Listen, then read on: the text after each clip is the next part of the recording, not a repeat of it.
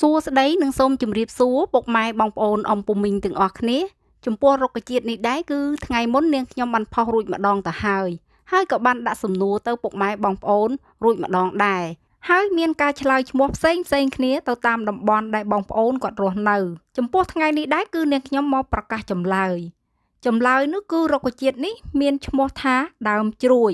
បើតាមវចនានុក្រមរបស់សម្ដេចសង្ឃជួនណាតជ្រួយជាឈ្មោះឈើមួយប្រភេទស្លឹកទ្រវែងស្រួចស្រដៀងនឹងស្លឹកក្តាំងងាចំពោះរុក្ខជាតិជ្រួយនេះដែរវាមានឈ្មោះជាភាសាបរទេស Caceres crevius folia Wendt ជ្រួយវាក៏ជាឱសថបុរាណព្យាបាលរោគបានយ៉ាងស័ក្តិសិទ្ធិផងដែរវាកោបនឹងជំងឺទាស់សរសៃនិងអ្នកដែលមានកូនខ្ចីដោយយករឹសនិងសម្បកដើម10ទៅ15ក្រាមស្ងោរទឹកផឹកក្នុងរយៈពេល1ថ្ងៃហើយយើងក៏អាចយកស្លឹករបស់វាស្ងោរផឹកដើម្បីព្យាបាលជំងឺគ្រុនក្តៅ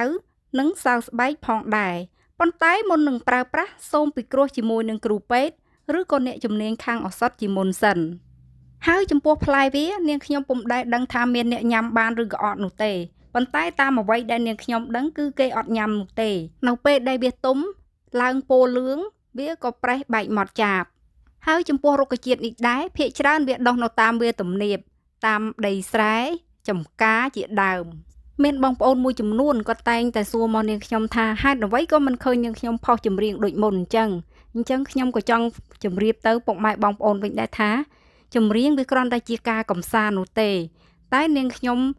ចង់ចែករំលែកអ្វីដែលជាចំណេះដឹងនិងចង់អភិរក្សឈ្មោះរុក្ខជាតិដើម្បីទុកឲ្យក្មេងជំនាន់ក្រោយពួកគាត់បានស្គាល់ណាមួយដើម្បីកុំឲ្យបាត់បង់ឈ្មោះផងសម្រាប់នាងខ្ញុំចំពោះរុក្ខជាតិគឺនាងខ្ញុំស្គាល់ច្រើនប៉ុន្តែអ្វីដែលនាងខ្ញុំគួរឲ្យសោកស្ដាយនោះរុក្ខជាតិមួយចំនួនគឺបានបាត់បង់អស់ទៅហើយលែងឃើញមានដុះនៅក្នុងសង្គមរបស់យើងទៀតហើយដូច្នេះហើយរុក្ខជាតិខ្លះតន់នឹងមានឱកាសថតនាងខ្ញុំចង់ចែករំលែកទុកឲ្យក្មេងជំនាន់ក្រោយពួកគាត់បានស្គាល់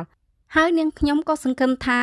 ពុកម៉ែបងប្អូនអ៊ំពូមីងទាំងអស់នឹងជួយគាំទ្ររាល់ការធ្វើវីដេអូបែបលក្ខណៈរុក្ខជាតិធម្មជាតិរបស់នាងខ្ញុំហើយចំពោះវីដេអូមួយនេះក៏បានមកដល់ទីបញ្ចប់ផងដែរតើពុកម៉ែបងប្អូនអ៊ំពូមីងទាំងអស់យកឃើញបែបណាដែរចំពោះរុក្ខជាតិមួយនេះប្រសិនបើពុកម៉ែបងប្អូនអ៊ំពូមីងទាំងអស់ដឹងអ្វីលើសពីនាងខ្ញុំផុសនេះសូមខមមិននៅខាងក្រោមវីដេអូនេះផងព្រោះនាងខ្ញុំក៏ចង់ដឹងដែរថាតើរុក្ខជាតិនេះគេអាចធ្វើអ្វីបានលើសពីនឹងទៀត